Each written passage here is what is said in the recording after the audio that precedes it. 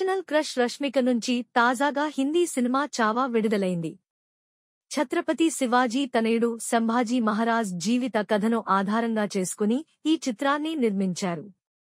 ఉత్తరాదిన ప్రధానంగా మహారాష్ట్రలో శివాజీ మహారాజ్ను దైవంగా కొలుస్తారు.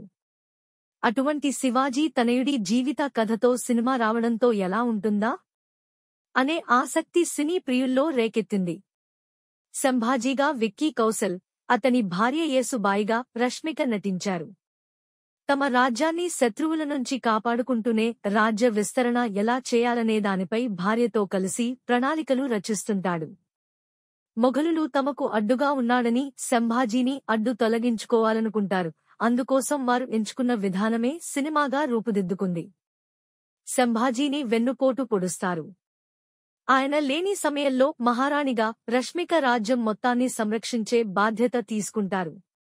విక్కీ కౌశల్ అద్భుతంగా నటించాడంటూ సినీ విశ్లేషకులు కొనియాడుతున్నారు. తొలి రోజు ఈ సినిమా 31 కోట్ల రూపాయలు సాధించి 100 కోట్ల రూపాయలు దిశగా దూసుకుపోతోంది. ఈ సందర్భంగా ముంబైలో సినిమా ప్రమోషన్స్లో రష్మిక పాల్గొని మాట్లాడింది. తాను హైదరాబాద్ నుంచి వచ్చినప్పటికీ ముంబయి ప్రేక్షకులు బాగా ఆదరిస్తున్నారంటూ అందుకు కృతజ్ఞతలు తెలియజేసింది.